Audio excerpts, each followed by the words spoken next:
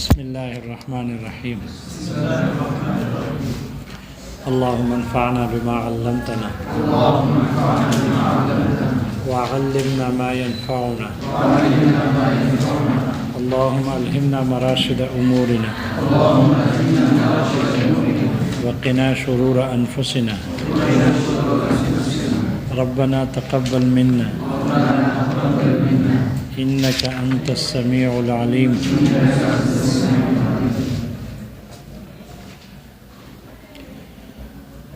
کلمہ او حروف عاطفہ میں سے لأحد المذکورین دو میں سے ایک کے لیے آتی ہے. جب مقام خبر میں ہو تو اس صورت میں دو میں سے ایک کے لیے آتی ہے، اور جب مقام انشاء میں ہو تو پھر اس صورت میں یا تخییر کا فائدہ دیتی ہے یا اباحت کا فائدہ دیتی ہے، تخییر یا اباحت. اسی پر تفریق کرتے ہوئے مصنف کہتے ہیں کہ اگر کلمہ او وکالت میں داخل ہو جائے اور موکل وکیل بناتے ہوئے وکیلوں کے درمیان میں او کو داخل کر کے کہے کہ وکلت ھذا او ھذا ببیع ھذا العبد مثلا، کہ اپنے اس غلام کے بیچنے میں نے اس کو وکیل بنایا یا اس کو وکیل بنایا، تو وکیل کے درمیان میں کلمہ او کو ذکر کیا تو چونکہ وکالت بھی انشاء ہے اور کلام انشائی میں جب او آ جائے تو تخییر کا فائدہ دیتی ہے، اس لیے یہاں اگرچہ قیاس کا تقاضا یہ ہے کہ یہ وکالت فاسد ہو، اس لیے کہ معلوم نہیں ہے، مجہول ہو گئی ہے کہ کون وکیل بنے، لیکن چونکہ وکالت کی بنیاد اور مبنا یہ توسع پر مبنی ہوتی ہے، اس لیے ان میں سے جو بھی وکیل تصرف کر کے موکل کے اس کام کو انجام دے گا تو اس صورت میں وہی وکیل متعین ہو جائے گا اور تصرف درست ہو جائے گی. اگرچہ وکالت مجہول ہے لیکن وسعت پر مبنی ہونے کی وجہ سے متکلم کا اور موکل کا مقصود غلام کی بے ہے.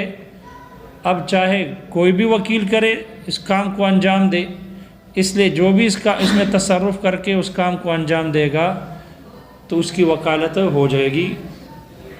درست ہو جائے گی. اور دونوں کا اجتماع شرط نہیں ہے کہ دونوں جمع ہو، اس لیے کہ کلمہ او دو میں سے ایک کے لیے حکم کو شامل کرنے کے لیے آتی ہے، جمع کرنے کے لیے نہیں.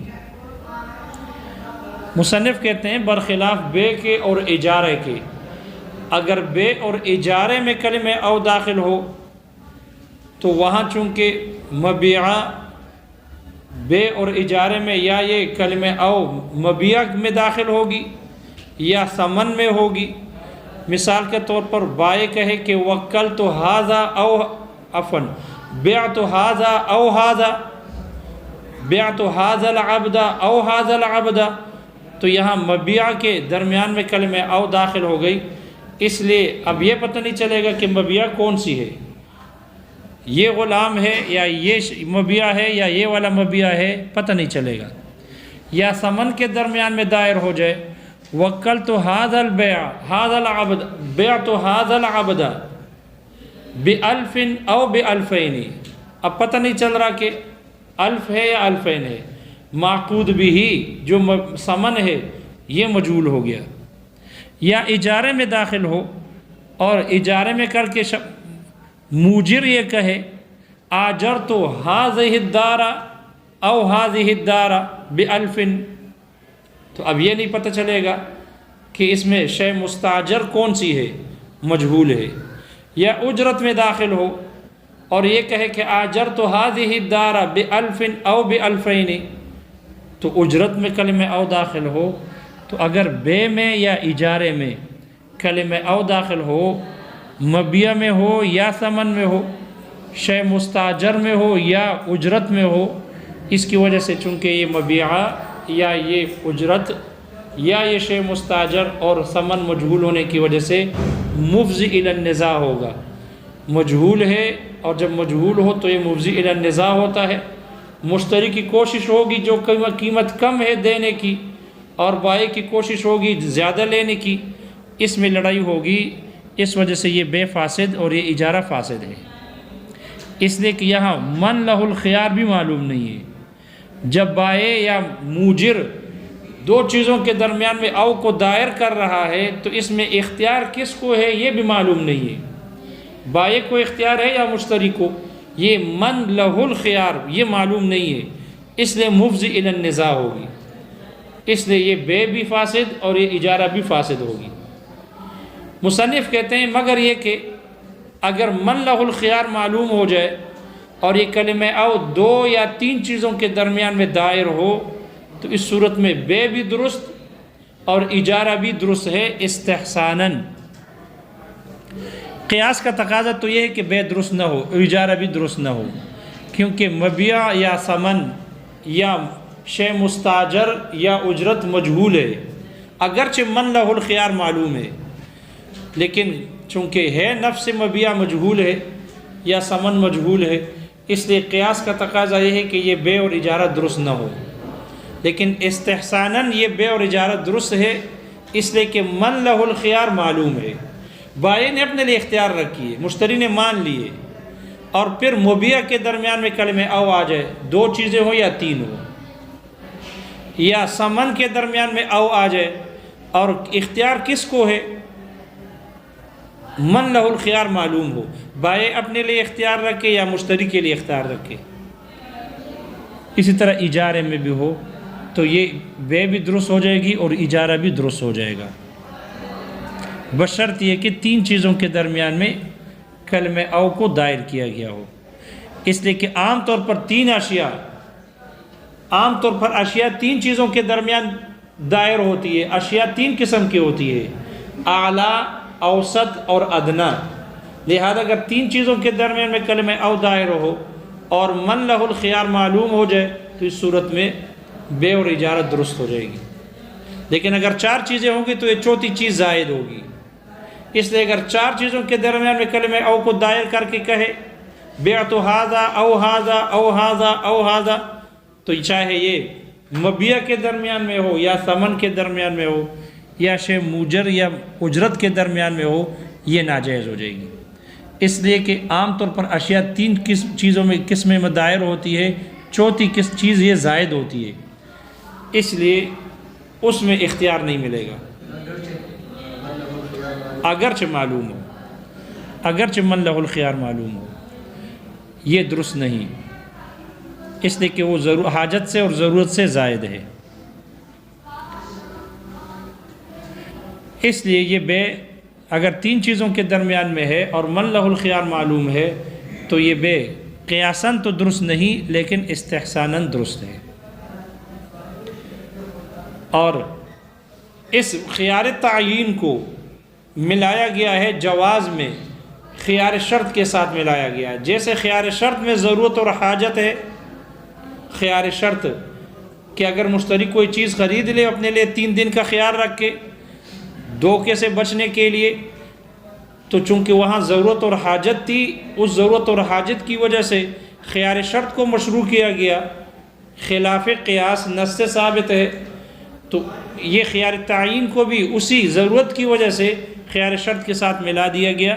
اور اس کے بھی جواز کا قول کو اختیار کیا گیا اور اس کو جائز قرار دیا گیا۔ البتہ احناف میں امام ظفر رحمہ اللہ اور امام شافعی رحمہ اللہ یہ حضرات فرماتے ہیں کہ نہیں، چونکہ قیاساً یہ بے جائز نہیں ہے، درست نہیں ہے، اس لیے کہ اس میں مبیعہ مجہول ہے یا اس میں ثمن مجہول ہے یا ان میں شے موجر یا اجرت، شے مستاجر یا اجرت یہ مجہول ہے، اس لیے قیاس کا تقاضا یہ ہے کہ یہ بے درست نہ ہو، اس لیے یہ حضرات ان چیزوں کے مبیع یا ثمن وغیرہ کے مجہول ہونے کی وجہ سے قیاس پر عمل کرتے ہوئے حضرات کہتے ہیں کہ جب کلمہ او ان میں دائر ہو جائے تو وہ جائز نہیں ہوتی۔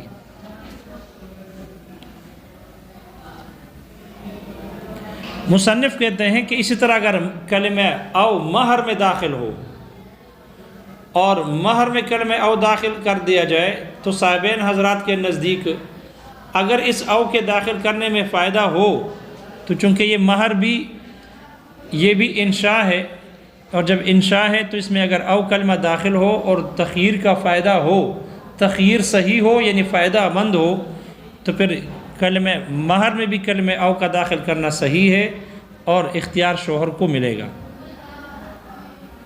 مثال کے طور پر شوہر یہ کہے کہ تزوجت علی ھذا او ھذا، میں نے اس مہر پر نکاح کیا یا اس مہر پر نکاح کیا، اب دو مہروں کے درمیان میں کلمہ او کو دائر کر دیا، تو چونکہ مہر دینا یہ عقد نکاح یہ بھی انشاء ہے، اس لیے اس میں بھی اگر ایسے دو چیزوں کے درمیان میں او کو دائر کیا گیا ہے کہ جس میں اختیار دینے کا فائدہ ہو، یعنی جو نفع اور نقصان کے درمیان میں دائر ہے، جو آسانی اور تنگی کے درمیان میں دائر ہو، تو پھر وہاں شوہر کو اختیار دیا جائے گا، اس لیے کہ اختیار دینے کا فائدہ ہے۔ اور اگر اختیار دینے کا فائدہ نہ ہو، یعنی ایک ہی جنس کے اختیار دینے کا فائدہ کا مطلب یہ ہے وہاں اگر صحیح ہو، تخییر اگر صحیح ہو، اور صحیح کیسے ہوگی کہ دو چیزیں جنس کے اعتبار سے مختلف ہو جائے، ایک جانب درہم ہے دوسری جانب دینار ہے، اور یہ کہے کہ تزوجت علی 1000 درہم او 100 دینار، تو جنس کے اعتبار سے دونوں مختلف ہو گئے، یا صفت کے اعتبار سے مختلف ہو، اور یہ کہے کہ تزوجت علی 1000 حالتاً 1000 نقد پر نکاح کیا، او 2000 نصیعتاً یا 2000 پر کیا لیکن ادار، تو 1000 اور 1000 نقد اور 2000 ادار، یہ صفت کے اعتبار سے ان میں فرق آ گیا، اس لیے صفت کے اعتبار سے مختلف ہو یا جنس کے اعتبار سے مختلف ہو، تو اگر ایسے دو چیزوں کے درمیان میں کلمہ او دائر ہو جائے مہر میں، تو اس میں شوہر کے لیے آسانی، ان دونوں میں شوہر کے لیے آسانی اور تنگی کے درمیان میں دائر ہے، آسان اور مشکل کے درمیان میں دائر ہے، تو ایسے دو چیزوں کے درمیان میں شوہر کے لیے چونکہ تخییر فائدہ مند ہے، اس لیے مصنف نے کہا تخییر اگر صحیح ہو تو تخییر شوہر کو ملے گی، تخییر اگر صحیح ہو، صحیح ہونے کا معنی فائدہ مند ہو، اور اس میں فائدہ ہے شوہر کا، جب مہر آسانی اور مشکل کے درمیان میں یا تنگی اور آسانی کے درمیان میں دائر ہو، نفع اور نقصان کے درمیان میں دائر ہو، تو اس میں شوہر کا فائدہ ہوتا ہے، اس لیے تخییر شوہر کو اختیار ہوگا۔ اب اس میں شوہر کی مرضی ہے، جو دے اس میں اختیار شوہر کو ہے، لیکن اگر تخییر فائدہ مند نہ ہو، یعنی تخییر صحیح نہ ہو یعنی فائدہ مند نہ ہو، ایسے چیزوں کے درمیان میں اگر کلمہ او آ جائے تو پھر وہاں اقل قیمت واجب ہوگی، جو قیمت سب سے قیمتاً کم ہوگی اس کا دینا شوہر پر واجب ہے۔ مثال کے طور پر ایک ہی جنس کے دو چیزوں کے درمیان میں اگر او کو دائر کر دے اور یہ کہے تزوجت علی 1000 او 2000 درہم، تزوجت علی 1000 درہم او 2000 درہم، اب ان کے درمیان میں 2000 درہم، ان کے درمیان میں کیا ہو گئی، یہ کلمہ او دائر ہو گیا، 1000 درہم، ان کے درمیان میں کلمہ او آ گیا، اب ایک ہی جنس ہے، دونوں جانب 1000 ہے، درہم ہے، جنس دونوں کی ایک ہے، لیکن 1000 ہے دوسرا 2000 ہے، جنس ایک ہے، اس میں شوہر کا فائدہ کس کو ہے، کس میں ہے، 1000 میں یا 2000 میں، 1000 میں ہے، لہذا اگر جنس ایک ہو اور ان کے درمیان میں کلمہ او دائر ہو جائے تو یہاں تخییر صحیح نہیں، یعنی تخییر فائدہ مند نہیں، جب تخییر فائدہ مند نہ ہو تو پھر وہاں اقل قیمت واجب ہو جاتی ہے، اس لیے شوہر پر مہر میں 1000 درہم کا دینا واجب ہے۔ البتہ یہاں سوال ہوگا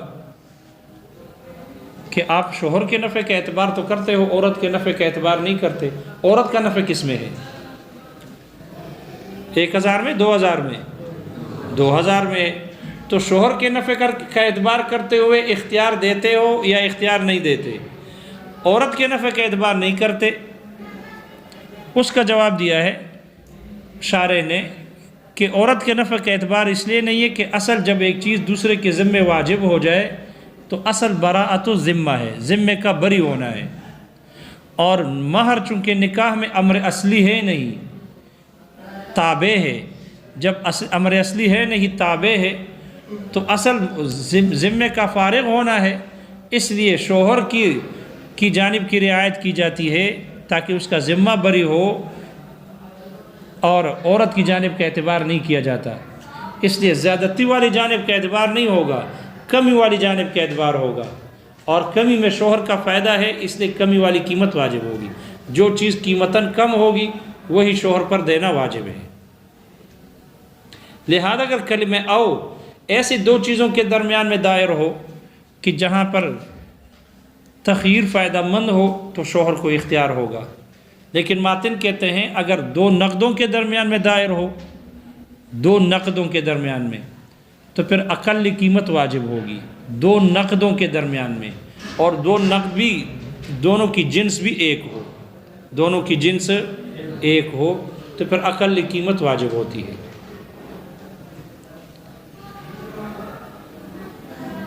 اگر دونوں کی جنس ایک ہو، چاہے نقدین ہو یا نہ ہو، ماتن نے قید لگا دی وفی النقدین یجب الاقل، نقدین میں اقل قیمت واجب ہے، اقل قیمت واجب ہے نقدین میں۔ شارح کہتے ہیں جو ماتن نے قید لگا دی نقدین کی کہ نقدین میں اقل قیمت واجب ہے، یہ قید اتفاقی ہے، احترازی نہیں ہے، یہ قید اتفاقی ہے، احترازی نہیں ہے، اس لیے کہ اگر دو غلاموں کے درمیان میں او کلمے کو دائر کر کے شوہر یہ کہے تزوجت علی ھذا العبد او ھذا العبد، تو اس صورت میں اور ایک غلام قیمت کے اعتبار سے کم ہو اور دوسرا قیمت کے اعتبار سے زیادہ ہو تو شوہر کا فائدہ کس میں ہے؟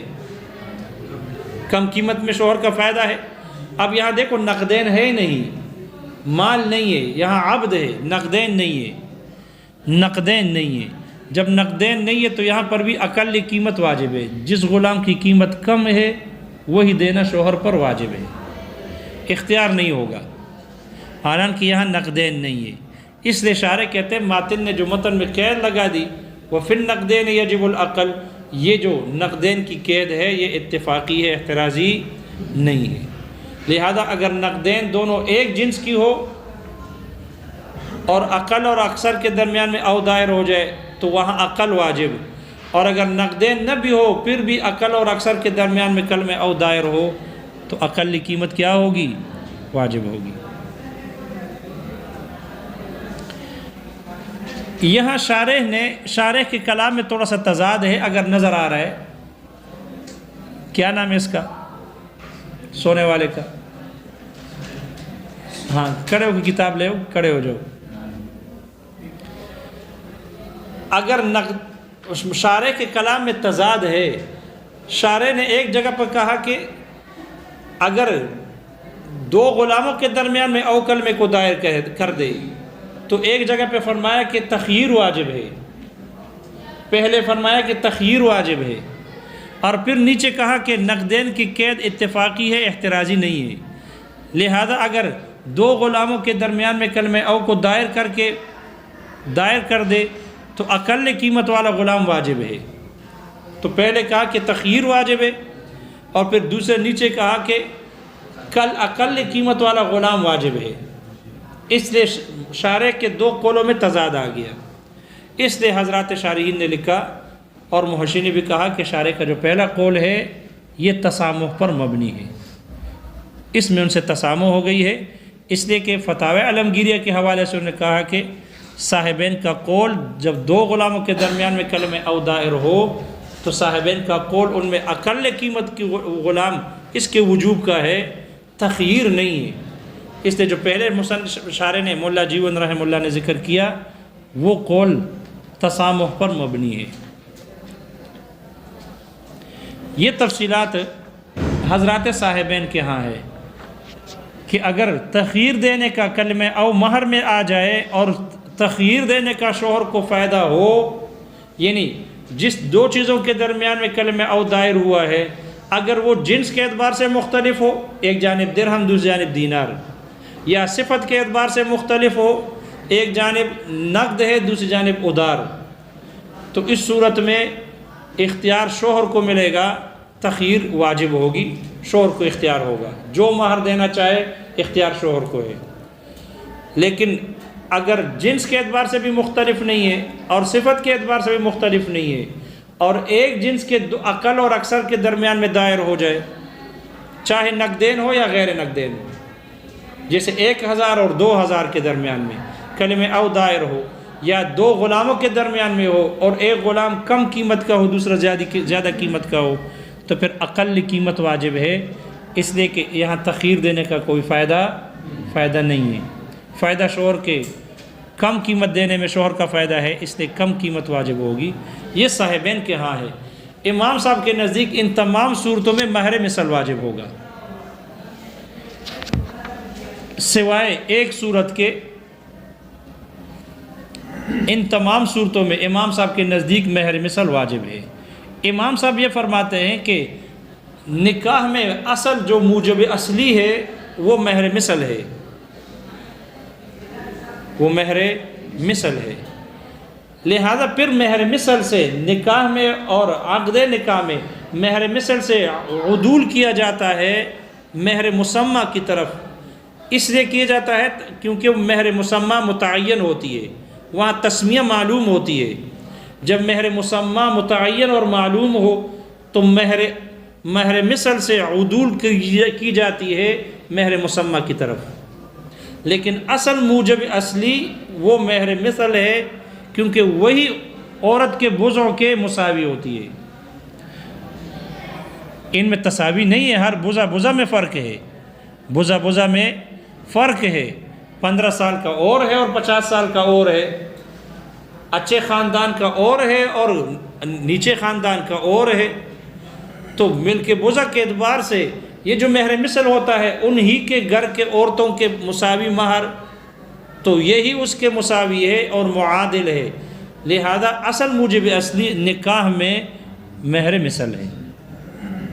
مہر مثل سے جو رجوع کیا جاتا ہے، عدول کیا، اعراض کیا جاتا ہے مہر مسمى کی طرف تسمیہ کے معلوم ہونے کے وقت، اور یہ جو مہر مسمى ہے یہ کبھی مہر مثل سے بڑھ کر ہوتی ہے، کبھی اس سے نیچے کم ہوتی ہے۔ اس لیے امام صاحب فرماتے ہیں جب اصل مہر مثل ہے تو تسمیہ اگر معلوم ہو تو پھر مہر مثل سے مہر مسمى کی طرف اعراض کیا جاتا ہے اور عدول کیا جاتا ہے، لیکن اگر تسمیہ معلوم نہ ہو،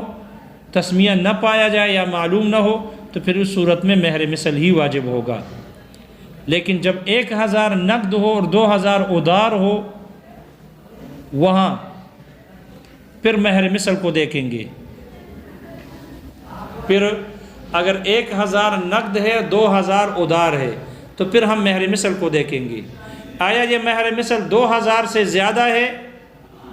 یا 2000 سے کم ہے۔ اگر مہر مثل 2000 سے زیادہ ہے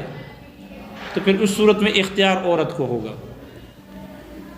1000 نقد لینا ہے یا 2000 ادار لینا ہے، اس کا اختیار عورت کو ہوگا، کیونکہ وہ تبرع کرنے والی ہے، کیونکہ اس کا مہر مثل تو زیادہ تھا لیکن وہ خود راضی ہو گئی کم لینے پر، اس لیے اختیار بھی عورت کو ہوگا، چاہے 1000 نقد لے یا 2000 ادار لے، وہ ہر حال میں شوہر پر تبرع کرنے والی ہے، ہر حال میں شوہر پر تبرع کرنے والی ہے، یا عدد میں تبرع کرے گی یا صفت میں تبرع کرے گی۔ اگر 1000 نقد لے لیا تو عدد میں تبرع ہو گئی، اور اگر 2000 ادار لیا تو صفت میں تبرع کر دی، نقد نہیں لیا ادار لیا تو صفت میں تبرع کرنے والی ہے۔ اس لیے ہم مہر مثل کو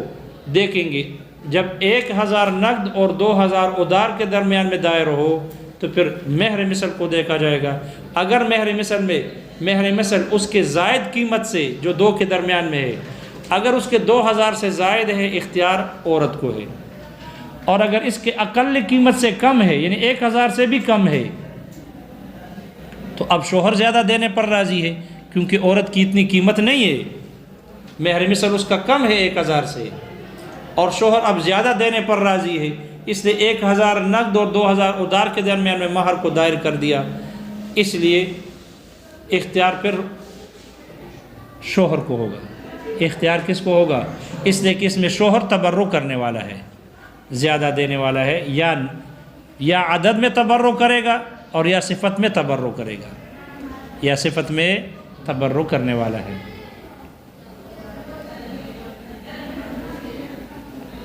لیکن اگر مہر مثل ان دونوں کے درمیان میں ہو،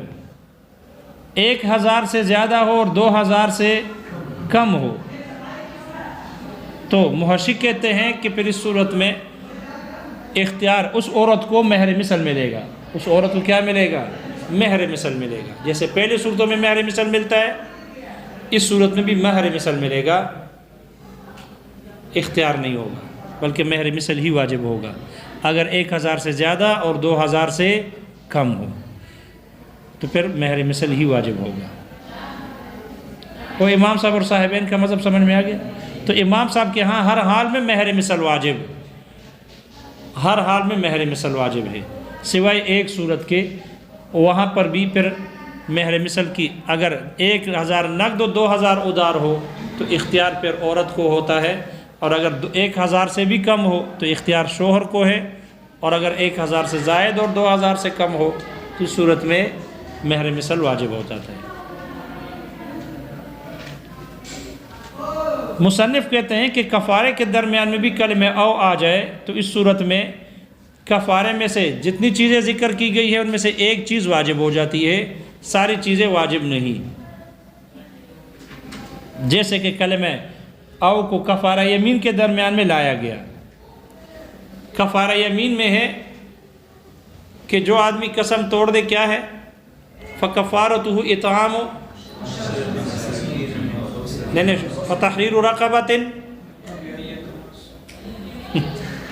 دیکھو نا کہاں چلا گیا، زہار کی طرف چلا گیا۔ جی جی اطعام 10 مساکین من اوسط ما تطعمون اہلیکم، اطعام ہے، او کسوتہم، او تحریر الرقبہ۔ اب دیکھو تین چیزوں کے درمیان میں او کلمہ دائر ہو گیا، تو احناف کہتے ہیں ان تینوں میں